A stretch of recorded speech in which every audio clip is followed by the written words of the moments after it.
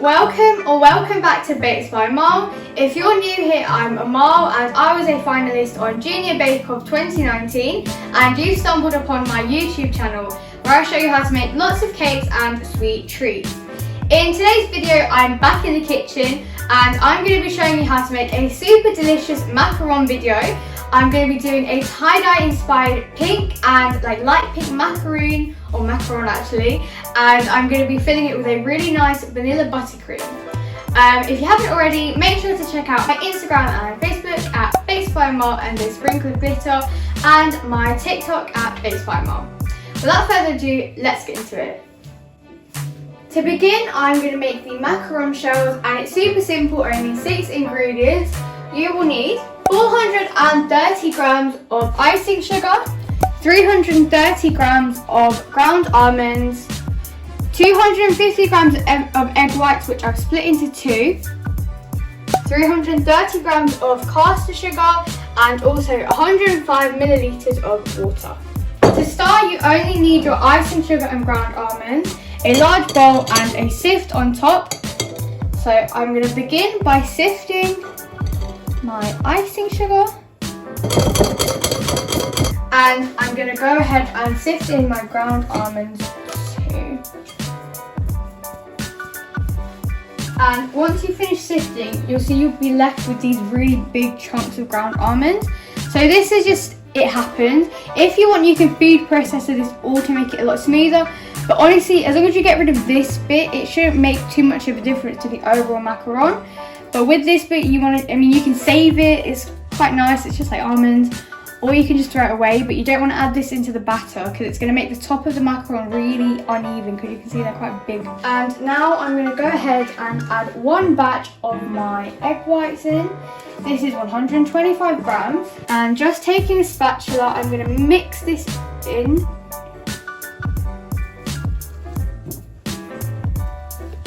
Right, so my mixture's come to a really nice paste now, you can see it. And I'm going to split it into 2, so I can do 2 different colours. I'm going to do 1 light pink and 1 dark pink. I'm just going to go ahead and use some red, just because it's easier, really, and it takes less red to make pink. And you can see I've added quite a lot. That's because I'm going to be adding a meringue to this mixture. So the colour is going to lighten a lot once the meringue's added.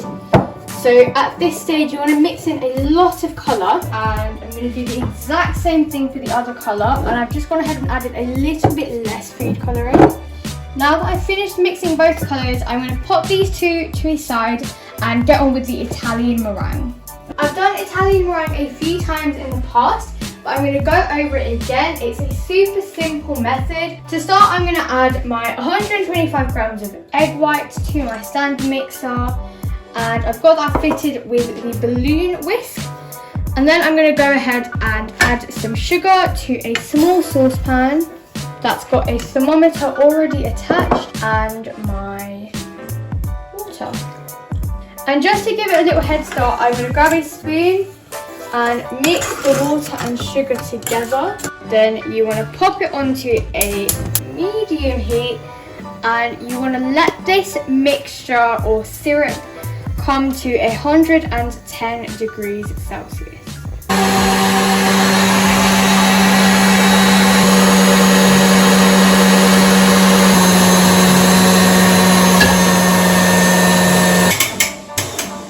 So I finished the Italian meringue. You can see it's got a lovely stiff peak on it, and it's really glossy. And you probably saw in the video, by the time my sugar syrup reached 110 degrees, I switched my stand mix on to a medium speed just for the egg whites to get going a bit. And once the sugar syrup reached 119, I started pouring it slowly down the side of the bowl, very carefully so it doesn't splash in your face, and let it mix for about 5 minutes. Now I'm going to bring over my other mixture and mix the two together. Now I'm going to split my Italian meringue in just about 2. But you want to start with just a little bit to begin with. And you want to fold this through.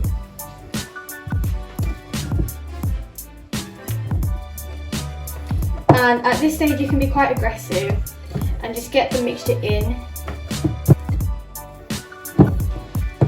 And then you want to go in with the rest of the meringue.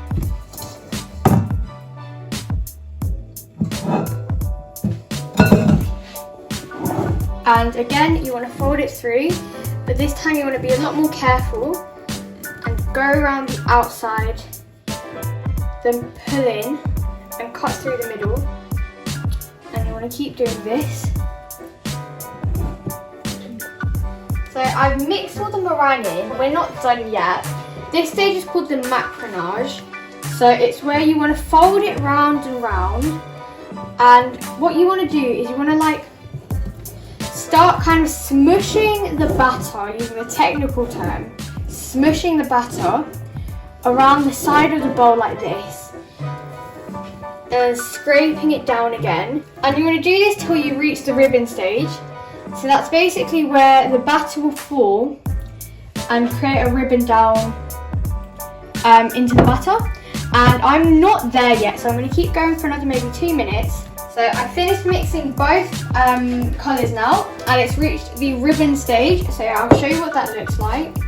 So if you can take some batter on your spatula and it ribbons down like this, and the print of the ribbon stays in the batter for a few seconds, so you can still see it, that is when you know you're done.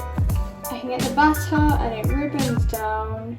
I've got a piping bag and I've fitted it with just a small round tip, and I'm going to fill each piping bag with one colour.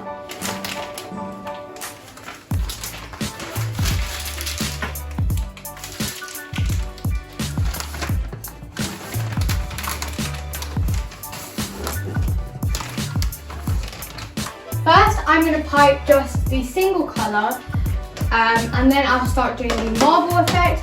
But I've just got a simple baking tray and I've popped a piece of steel pet on top, which is just a silicone mat.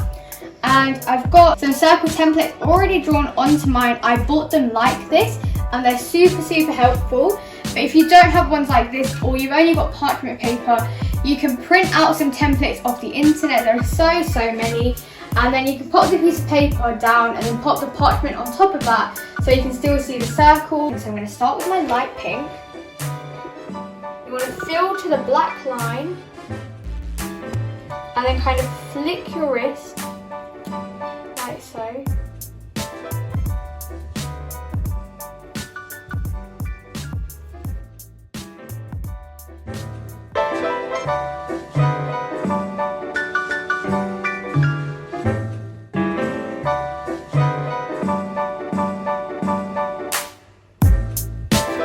Right, and now for the jewel tone, it's just as simple. I've just got a big piping bag and I've got it fitted with just another round nozzle, and it's honestly as simple as just putting both piping bags into here. Take one piping bag, pop it in, take the other piping bag, pop it in, and I'm just going to start piping up the two-tone batter now.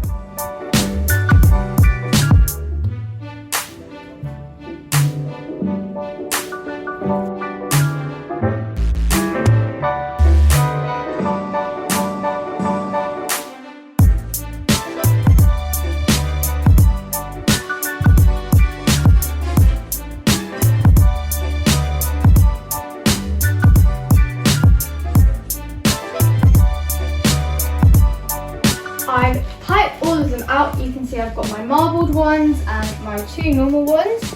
And now I'm going to leave these out on the counter for about half an hour so I can touch the top of it and it doesn't come off onto my finger and it forms a skin over. And this skin is what gives the macarons the distinctive feet at the bottom. So this is super essential and you can't skip this. And if you live in a hotter country, this might take a bit longer. So I'd say about half an hour to 2 hours. And these go in there for 12 minutes at 165 degrees fan. So my macarons have come out of the oven and you can see they've got a really nice fit on them all. They've come out really nice and kept their colour and everything. And now I'm going to start piping them and just assembling them together. But first I'm going to find the macaron pairs. So that's basically the macarons that have the exact same shape. Because you can see my piping was not amazing. This one is tiny and this one is huge. So you want to pair them all up together. So I've paired all of them up together and I've just popped them into colour order. And I've also got a piping bag full of some pink buttercream. And I've got the Wilton 8B tip attached. And I'm going to be doing two different types of, or like methods of piping, you could say. The first one is just a really simple blob.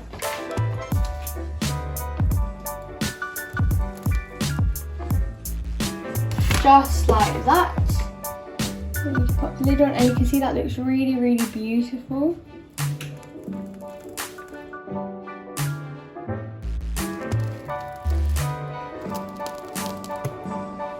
And the next method I'm going to show you is using the same tip, but instead of just pressing down flat, you go around the edge of it, like so.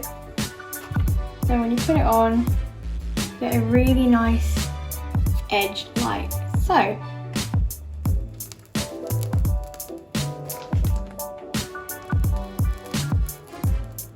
And that's all of my macarons all piped out.